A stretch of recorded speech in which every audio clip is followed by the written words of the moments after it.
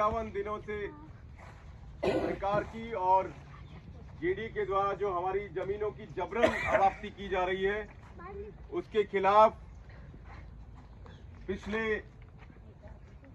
51 दिनों से हम लगातार अनिश्चितकालीन धरना हमारा चल रहा है। 24 घंटे हम लगातार सरकार और जेडीए की इस लूट के खिलाफ, जमीनी लूट के खिलाफ हम लोग मिलकर अपना विरोध प्रकट कर रहे हैं। इस भयंकर सर्दी में जहां एक तरफ सरकार और सरकार के नुमाइंदे अपने घरों में आराम से बैठे हैं, अपने जीवन को बहुत ही आरामदायक तरीके से जी रहे हैं, इस सर्दी का आनंद ले रहे हैं, ऐसे समय में आप और हम सब मिलकर, हम सब किसान, हम कॉलोनी वासी मिलकर उनके द्वारा किए जा रहे जुल्म और अत्याचार जो कि जमीनी लूट के रूप में हमारे सामने है, उन अत्याचारों के खिलाफ हम अपनी आवाज बुलंद कर रहे हैं। और ये सर्दी, ये ठंड, ये कोहरा, ये बारिश, ये हमारी ताकत है, क्योंकि हम किसान के बेटे हैं और किसान का बेटा आंधी, बारिश, तूफान, ठंड, सर्दी, गर्मी, ओलों से कभी घबराता नहीं है। क्योंकि अगर वो घबराता तो जो अन्नदाता के रूप में किसान की पहचान है, वो पहचान कभी होती नहीं। क्योंकि अन्नदाता वही है जो कि विषम परिस्थितियों में धरती को, जो बंजर धरती है, उस धरती में अपने खून पसीने से उसको सींचता है। सर्दी गर्मी का उसे कोई डर नहीं होता। उन विषम परिस्थितियों में अपने खून पसीने से वो धरती को सींचकर और इस पूरी दुनिया को अन्न देने का काम करता है। वो अन्नदाता है और वो किसान है। और बड़े दुर्भाग्य की बात है कि जिस किसान को अन्नदाता का दर्जा दिया गया है, उस किसान के साथ आज पिछले हमारे एक आजाद देश के अंदर उन किसानों के साथ लूटपाट हो रही है। और लूटपाट करने वाले कोई डकैत नहीं है, लूटपाट करने वाली हमारी खुद की अपनी सरकार है, जिसकी नजर किसानों की बेशकीमती जमीन के ऊपर है। और जो सरकार में बैठे हुए जो डकैत हैं, जो लुटेरे हैं, वो किसानों की जमीन छीनना चाह रहे हैं, उनकी जमीनें छीनते आ रहे हैं। लेकिन अब नींदर के अंदर आकर उनको जो है किसानों के साथ सामना करना पड़ रहा है। नींदर के किसान पिछले 15 साल से इन डकैतों के खिलाफ, सरकार में बैठे हुए डकैतों के खिलाफ मजबूती के साथ अपनी आवाज को बुलंद कर रहा है। वो ये बता रहा है कि पिछले 70 सालों में तुमने जमीनों की लूट करी होगी, तुमने किसानों को लूटा होगा, लेकिन नींदर के अंदर नींदर का किसान जिस मजबूती के साथ तुम्हारा विरोध कर रहा है, तुम्हारी जमीनी लूट के खिलाफ, जमीनों पर डकैती के खिलाफ, नींदर का किसान मजबूती के साथ, नींदर के कॉलोनी वासी मजबूती के साथ वहां पर खड़े हैं। और ये संदेश पूरे भारत के किसानों को देना चाहते हैं कि अगर हम मजबूती से खड़े रहेंगे तो इन डकैतों को हम जवाब भी देंगे और इन डकैतों की हम नकेल भी कसेंगे। और सरकार के नाम पर जो डकैती हो रही है, उस डकैती पर लगाम लगाने का काम राजस्थान का किसान करेगा, नींदर का किसान करेगा, ये विश्वास मुझे है। आज विवेकानंद जयंती भी है। विवेकानंद जी को हम सब जानते हैं, किस तरीके से उन्होंने पूरे विश्व के अंदर हमारे सनातन धर्म को और सनातन धर्म की मर्यादाओं का उन्होंने पूरे तरीके से पूरे विश्व में उन्होंने प्रचार किया। और पूरे भारत का जो सनातन धर्म है उसको एक स्थापित करने का काम, उसको एक सम्मान दिलाने का काम, उसको गौरव दिलाने का काम स्वामी विवेकानंद जी ने किया है। स्वामी विवेकानंद जी को हम संकल्प के तौर पर भी जान सकते हैं कि उन्होंने एक संकल्प सिद्धि उन्होंने हमें करना सिखाया है। उन्होंने न केवल अपने गुरु श्री रामकृष्ण परमहंस, जो कि उनके गुरु थे, उन गुरु की उन्होंने सेवा करी और उन गुरु से शिक्षा प्राप्त करने का एक संकल्प सिद्धि उन्होंने वहां पे दिखाई। और विषम परिस्थितियों में अपने गुरु की सेवा करते हुए उन्हें अपने गुरु से आशीर्वाद मिला। और उन गुरु के से आशीर्वाद मिलने के बाद उन्होंने पूरे विश्व के अंदर हमारे सनातन धर्म को एक पहचान देने के लिए, सनातन धर्म की हमारी जो शिक्षाएं हैं, जो मर्यादाएं हैं, पूरे विश्व तक पहुंचाने का काम स्वामी विवेकानंद जी ने कहा। और आज हमारा पूरा देश स्वामी विवेकानंद की जयंती को मना रहा है और उसे एक राष्ट्रीय युवा दिवस के रूप में मनाया जाता है। और राष्ट्रीय युवा दिवस के रूप में क्यों मनाया जाता है, ये मैं आपको पहले भी बता चुका हूं कि विवेकानंद जी ने कहा है कि युवा जो व्यक्ति युवा से अगर हम किसी व्यक्ति की तुलना करें कि युवा कौन है, तो युवा वो नहीं है जो कोई 16 साल का नौजवान हो या 20 साल का नौजवान हो, 25 साल का नौजवान हो या 40 साल का नौजवान हो, वो युवा नहीं है। युवा वो है जो देश में अन्याय होता है, समाज में कहीं अन्याय होता है, उस अन्याय के खिलाफ जो अपनी आवाज बुलंद करता है, वो युवा होता है, वो नौजवान होता है। अगर एक 80 साल का वृद्ध व्यक्ति भी अन्याय के खिलाफ लड़ाई लड़ता है तो वो युवा है, वो नौजवान है, इसका उम्र से कोई लेना देना नहीं है। तो उन्हीं स्वामी विवेकानंद जी की जो विचार है, उनके जो क्रांतिकारी विचार रहे हैं, उन्हीं के विचारों पर हम आगे बढ़ रहे हैं। और आज जो नींदड़ का किसान है वो युवा बनकर सरकार में बैठे हुए डकैत, जो हमारी जमीनों पर जिनकी नजर है, जो हमारी जमीनें लूटना चाहते हैं, जो हमारे घरों से हमें बेदखल करना चाहते हैं, उन डकैतों के खिलाफ नींदड़ का किसान, नींदड़ का कॉलोनी वासी, जो वाकई में देखा जाए तो युवा वही है, उसमें हर वर्ग के लोग हैं, महिलाएं भी हैं, पुरुष भी हैं, छोटे बच्चे भी हैं और वृद्ध भी हैं। सब लोग एक युवा की भांति इस अन्याय के खिलाफ लड़ाई लड़ने के लिए यहाँ पर एकत्रित हुए हैं। तो मैं ज्यादा बात नहीं कहते हुए हम आज विवेकानंद जी को भी याद करेंगे, उनके संकल्प को भी याद करेंगे, उनका आशीर्वाद भी हमें मिलेगा। और पिछले 15 वर्षों से हम सब मिलकर जिस तरीके से संघर्ष कर रहे हैं, हमारी रोगों में खून जिस तरीके से दौड़ रहा है अन्याय के खिलाफ, ये सब विवेकानंद जी का ही आशीर्वाद है, कहीं ना कहीं उन्हीं का आशीर्वाद हमें मिल रहा है। तो हम आज 52 दिन हमें हो चुके हैं, 52वां दिन हमारा चल रहा है। पिछले 24 घंटे से लगातार हम लोग अनवरत हमारा ये अनिश्चितकालीन धरना 24 घंटे जारी है और 52 दिन हमें संपूर्ण हो चुके हैं। लेकिन दुर्भाग्य है कि हम जयपुर जो राजधानी है राजस्थान की, उस राजधानी में हम बैठे हैं। जब राजधानी में पिछले 52 दिन से हम यहाँ बैठे हैं, लेकिन सरकार की तरफ से हमारी सुध लेने वाला कोई नहीं है। इससे ये अनुमान लगाया जा सकता है कि अब जो लोग सत्ता में बैठे हैं उन्हें जनता से कोई लेना देना नहीं है।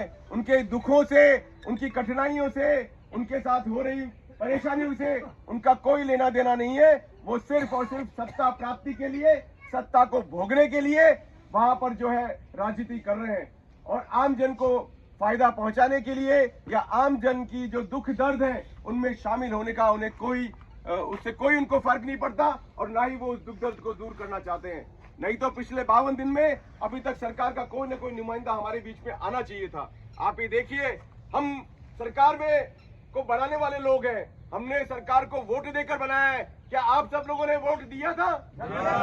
आप सब लोगों ने वोट दिया था? तो आप बताइए, जब हमने वोट देकर सरकार को चुना है, हम अपनी सरकार मानते हुए हम सरकार को चुनते हैं। चुनाव आयोग बार बार कहता है अरे वोट डालिए, वोट डालिए, वोट डालिए। चुनाव आयोग और चुनाव आयोग में बैठे हुए लोगों, आप लोग सुनिए, जो अधिकारी वहां बैठे हैं वो सुनिए कि ये जो नींदड़ के किसान हैं, जो कॉलोनी वासी है, उन्होंने अपने मताधिकार का उपयोग किया, देश में प्रदेश में सरकार बनाने में अपना योगदान दिया है। क्या चुनाव आयोग सरकार में बैठे हुए लोगों के ऊपर लगाम कसेगा? आज सरकार में बैठे हुए लोग जो बार बार हमारे वोटों से चुने गए हैं, उनको यहाँ पर आना नहीं चाहिए? क्या उनको आके हमारा दुख दर्द बांटना नहीं चाहिए? लेकिन ये बहुत बड़ा दुख की बात है कि चुनाव आयोग हमें वोट डालने के लिए तो कहता है, चुनाव आयोग हमें सरकार बनाने के लिए तो कहता है, लेकिन आज चुनाव आयोग कहाँ है? जब पिछले 52 दिन से हम लोग यहाँ बैठे हैं, हमारे अन्याय जो हमारे साथ हो रहा है उसके खिलाफ लड़ाई लड़ रहे हैं, वो चुनाव आयोग भी यहाँ नहीं है और चुनाव आयोग ने जिनको वोट देने के लिए कहा था वो लोग भी हमारे बीच में नहीं है। ये दुर्भाग्य है हमारे देश का। ये हमें समझना होगा कि किस तरीके से हमारा शोषण किया जा रहा है। वोट देने के लिए हमें बोला जाता है, वोट देके हमारा शोषण किया जा रहा है कि वोट दो और उसके बाद सरकार जो है वो तुम्हें लूटने के लिए आएगी, सरकार तुम्हारा शोषण करने के लिए आएगी, सरकार तुम्हारी जमीनें तुमसे छीनने के लिए आएगी, सरकार तुमको तुम्हारे घरों से बेदखल करने के लिए आएगी, लेकिन तुम्हारा दुख दर्द बांटने कोई नहीं आएगा। यह इस लोकतंत्र की सबसे बड़ी विडंबना है कि ये लोकतंत्र है कि ये कौन सा तंत्र है जिसमें हम अपनी सरकार तो चुन सकते हैं, लेकिन जब हमारे दिल में कोई दर्द होगा, हमारे साथ कोई अन्याय होगा, तो हमारा अन्याय बांटने के लिए सरकार का कोई नुमाइंदा हमारे बीच में नहीं आएगा। ये लोकतंत्र नहीं है। ये लूट तंत्र है, ये डकैती का तंत्र है। जिस तरीके से आजादी के 70 साल के बाद भी हमारी जमीनों को लूटा जा रहा है, हम किसानों को लूटा जा रहा है, हमें हमारे घरों से बेदखल करने की कार्रवाई हो रही है, तो ये लोकतंत्र नहीं है, ये लूट तंत्र है। कोई कानून ऐसा नहीं हो सकता जो किसानों को उनकी जमीनों से बेदखल कर सके, कोई कानून ऐसा बन नहीं सकता। लेकिन ये आप और हम, हमारी जो है कहीं ना कहीं नाकामी है कि हम लोग अभी तक भी सरकार के मंसूबों को समझ नहीं पाए, सरकार में बैठे हुए डकैतों के मंसूबों को हम समझ नहीं पाए, और हम बार बार उन्हीं को वोट दे देकर उनको चुनते हैं, और वो लोग हमारी जमीनों को लगातार लूटने पे तुले हुए हैं। ये हमें समझना पड़ेगा। मैं आज विवेकानंद जयंती के अवसर पर, राष्ट्रीय युवा दिवस के ऊपर, मैं सरकार से और चुनाव आयोग से पूछना चाहता हूं कि जो चुनाव आयोग हमें बार बार वोट डालने के लिए कहता है, वो चुनाव आयोग आज कहां है? चुनाव आयोग में अगर कोई बैठा है तो वो जवाब दे कि हमने जिनको चुना वो आज हमारे बीच में क्यों नहीं आते हैं। आज हमारे दर्द पिछले 52 दिन से दिन और रात 24 घंटे इस सर्दी के अंदर हम लोग बैठे हैं, जहां सरकार में बैठे हुए लोग पूरे देश के अंदर आनंद मना रहे हैं, नया साल मना रहे हैं, नववर्ष के ऊपर जो है आनंद कर रहे हैं, लोगों को बधाइयां दे रहे हैं। वहां नींदर का किसान, नींदर के कॉलोनी वासी इस भयंकर सर्दी के अंदर, बारिश के अंदर लगातार 24 घंटे यहाँ धरना दे रहा है। तो हम पूछना चाहते हैं कि चुनाव आयोग से कि हमारा वोट देकर आपने सरकार बनवाई है कि आपने लुटेरों को सरकार में, सत्ता में बिठाया है? ये जवाब चुनाव आयोग को देना चाहिए। आज के दिन उनको आना चाहिए चुनाव आयोग में बैठे हुए लोगों को। और हम तो चुनाव आयोग में बाकायदा इस चीज को लेकर ज्ञापन देंगे कि आपने वोट डालने के लिए तो कह दिया, आपने सरकार चुनने के लिए तो कह दिया, लेकिन जब सरकार में बैठे हुए नुमाइंदे जनता के साथ अन्याय कर रहे हैं, जनता का दुख दर्द बांटने उनके बीच में नहीं आते हैं, तो फिर आपका क्या फर्ज बनता है? इसको भी स्पष्ट करिए। चुनाव आयोग स्पष्ट करे कि वोट हमें देना तो चाहिए, लेकिन वोट देने के बाद अगर हमारे साथ अन्याय हो रहा है, हमारे साथ हमारे चुने हुए प्रतिनिधि हमारे बीच में नहीं आते हैं, हमसे वार्तालाप नहीं करते हैं, हमारे दर्द को नहीं बांटते हैं, तो चुनाव आयोग उस समय क्या करेगा? ये चुनाव आयोग को स्पष्ट करना चाहिए। तो मैं पुनः, हमारा ये आंदोलन एक बहुत मजबूत आंदोलन है। आज हम लोग यहां पर पूरे 12 घंटे का उपवास हम लोग करेंगे, अनशन हम लोग करेंगे, और इस अनशन को हम लोग बिल्कुल चुप होकर, मौन रहकर करेंगे। ये अनशन हम सरकार के लिए नहीं कर रहे हैं। सरकार में बैठे हुए लोगों को अनशन से कोई फर्क नहीं पड़ता, क्योंकि वो पूरे तरीके से डकैत लोग हैं, वो लुटेरे हैं वो लोग। क्योंकि अगर वो डकैत और लुटेरे नहीं होते तो पिछले 15 साल में कोई एक तो व्यक्ति होता जो आता, हमारा दुख दर्द बांटता और हमसे कहता कि हाँ, कुछ न कुछ समाधान हम आपकी समस्या का निकालेंगे। लेकिन दुर्भाग्य है कि पिछले 15 साल में हमने 4 सरकारें हम लोग देख चुके हैं। हमने 2013 से पहले अशोक गहलोत की सरकार देखी, हमने 2013 से 2018 के बीच में वसुंधरा राजे की सरकार देखी, हमने फिर 2018 से लेकर 2023 के बीच में अशोक गहलोत की सरकार देखी, और अब हम 2023 से लेकर आज तक भजन लाल जी की सरकार देख रहे हैं। 4 सरकारें हम लोग देख चुके हैं। लेकिन आप खुद देखिए कि सरकार में बैठा हुआ कोई व्यक्ति हमारे बीच में आया पिछले 4 साल में?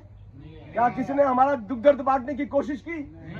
तो इससे क्या संदेश जाता कि सरकार में बैठे हुए लोग, उन्हें जनता से, किसानों से, आम जन से, मजदूरों से, किसी से कोई सरोकार नहीं है। जो उनकी हाँ में हाँ मिलाएगा वो उसकी बात करेंगे, और उसकी बात भी इसलिए करेंगे क्योंकि वो उनकी हाँ में हाँ मिला रहा है। लेकिन जो उनकी हाँ में अपनी ना मिलाएगा, उसके साथ वो किस तरीके से सौतेला व्यवहार करते हैं, दुर्व्यवहार करते हैं, उसके ऊपर पुलिस का, कानून का, सबका डर उसको दिखाते हैं, और उसके बीच में आना तो बहुत दूर की बात है। तो ये बहुत शर्म की बात है। तो ये हम अनशन, एक दिन का जो हमारा सामूहिक उपवास है, अनशन है, ये हम सरकार के लिए नहीं कर रहे हैं, ये हम हमारे लिए कर रहे हैं। जो संकल्प हमने लिया है, उस संकल्प को और मजबूत करने के लिए हमारा ये अनशन है, हमारा ये एक दिन का उपवास है। और हम मौन रहकर हमारे आराध्य देव को हम याद करेंगे, हमारे भोभैया जी महाराज को याद करेंगे, भैरू जी महाराज को याद करेंगे, तेजा जी महाराज को याद करेंगे, हम बालाजी महाराज को याद करेंगे और उनसे प्रार्थना करेंगे कि हमारा जो संकल्प है इस अन्याय के खिलाफ, उस संकल्प को वो मजबूत करें, हमें और ताकत दें, हमें और हिम्मत दें। और आज विवेकानंद जयंती का भी एक बहुत ही अच्छा अवसर है। विवेकानंद जी ने हमें सनातन धर्म के बारे में बताया कि सनातन धर्म में किस तरीके से सनातन धर्म हमेशा अन्याय के खिलाफ खड़ा हुआ है। सनातन धर्म ने सबको शरण दी है, लेकिन अन्याय का भी डटकर मुकाबला उन्होंने किया है। और हम उसी सनातन धर्म के व्यक्ति हैं, उसी सनातन धर्म की परंपरा में हमने जन्म लिया है। और हम भी सरकार के द्वारा, सरकार में बैठे हुए जो लुटेरे हैं उनके द्वारा जो हमारी जमीनों के ऊपर उनकी गलत दृष्टि पड़ रही है, हमारे मकानों पर जो गलत दृष्टि उनकी पड़ रही है, उसके खिलाफ हमने संकल्प लिया है कि इस अन्याय का हम उनको जो है करारा जवाब देंगे। हमारी जमीन, हमारी मकान तो बहुत दूर की बात है, वो हमारी तरफ नजर उठाकर भी नहीं देख पाएंगे। इतनी मजबूती के साथ हमारा आंदोलन होगा, हमारा संकल्प इतना मजबूत होगा। तो आप आज के दिन हम सब लोग मिलकर ये सामूहिक उपवास कर रहे हैं। इस दिन हम पूरे तरीके से, मेरी आपसे प्रार्थना है कि कोशिश करिए मौन रहने की और हमारे आराध्य देव को याद करने की, कि वो हमें आशीर्वाद दें, हमें ताकत दें। और हमारे मन में किसी तरह की कोई डावाडोल होने की स्थिति है कि कहीं ना कहीं हम लोग कई बार सोचते हैं कि नहीं क्या हो रहा है, कितना समय लगेगा, कैसे होगा, क्या होगा, ये मन में कहीं ना कहीं हमारे मन में बातें आती है। वो कहीं ना कहीं हमारा संकल्प जब थोड़ा सा डगमगाता है तो ऐसे विचार हमारे अंदर आते हैं। मैं चाहता हूं कि आप अपने सच्चे मन से अपने ईश्वर को याद करें और उनसे निवेदन करें, उनसे प्रार्थना करें कि वो हमें पूरी ताकत दे, पूरी शक्ति दे, हमारा संकल्प हमेशा मजबूत रहे और हमारे संकल्प में इतनी ताकत हो कि सरकार में बैठे हुए लोग जो है उनके हाथ पांव वहां पे फूल जाएं, वो खुद आगे बढ़कर कहीं ना कहीं उनकी मति फिर जाए और वो खुद आगे बढ़कर कहते कि भाई हाँ, हमें तो नीदर में नहीं आना, हम नीदर की जमीनों को वापस मुक्त कर। ये आपके संकल्प की ताकत है। ऐसा भी हो सकता है, लेकिन कितनी मजबूती से हम लोग प्रार्थना करते हैं, कितने सच्चे मन से हम ये प्रार्थना करते हैं, ये उसके ऊपर निर्भर करता है। तो मैं आप सबसे ये विनम्र निवेदन करता हूं, हम सब लोग यहाँ एकत्रित हुए हैं। पिछले 15 वर्ष से आपका ये आंदोलन आप कर रहे हैं, नागेंद्र सिंह नहीं कर रहा है। ये आपका आंदोलन बहुत मजबूत आंदोलन है। पिछले 15 सालों में आपने सरकार में बड़े बड़े डकैत और लुटेरे आए, लेकिन अभी तक उनकी हिम्मत नहीं हुई कि वो यहाँ पर जबरदस्ती आपके यहाँ पर कब्जा करने की कोशिश कर सके। जब जब उन्होंने किया है तो हमने उनको उनकी औकात भी दिखाई है। इसलिए अपने संकल्प के प्रति मजबूत रहिए। जो प्रेरणा हमें भगवान ने दी है कि 2010 में जैसे ही उन्होंने ये घोषणा करी कि जमीन अवाप्ति का हम प्रक्रिया करेंगे, तब से जो बात आपके मन में थी कि नहीं, ये जमीन हमारी है, ये जमीन हमारी है, इसमें हम सरकार के जेडीए को हम यहाँ पर नहीं आने देंगे, नहीं घुसने देंगे, तो वो संकल्प हमारा आज भी उतना ही मजबूत है। उसमें किसी तरह की कोई कमी नहीं है और उसको और मजबूत करना है, उसको और बुलंद करना है, ताकि हमारा जो संकल्प हमने लिया है वो संकल्प सिद्ध हो सके। जिस प्रयोजन को लेकर हम आगे बढ़े हैं वो प्रयोजन हमारा पूर्ण हो सके, हमारी जमीनें, हमारी जो जमीन है, हमारी मातृभूमि है, वो इस सरकारी लूट की जो अवाप्ति है उससे मुक्त हो सके। इसके लिए हमारा ये संकल्प है। मैं आपसे निवेदन करता हूं कि सच्चे मन से आज हम पूरे 12 घंटे का ये उपवास करेंगे और सबको मौन रहकर ये करना है और मौन रहकर हमें सिर्फ अपने ईश्वर को याद करना है। जय जवान, जय किसान, जय जवान, जय किसान, जय जवान, जय किसान। जोर जुल्म की टक्कर में, जोर जुल्म की टक्कर में, जमीन हमारी आपकी, नहीं किसी के बाप की, जमीन हमारी आपकी, नहीं किसी के बाप की। बोलिए भोमैया जी महाराज की जय, बोलिए भैरू जी महाराज की जय, बोलिए बालाजी महाराज की जय, बोलिए तेजा जी महाराज की जय, बोलिए बस्ती माता की जय, बोलिए मातृशक्ति की जय।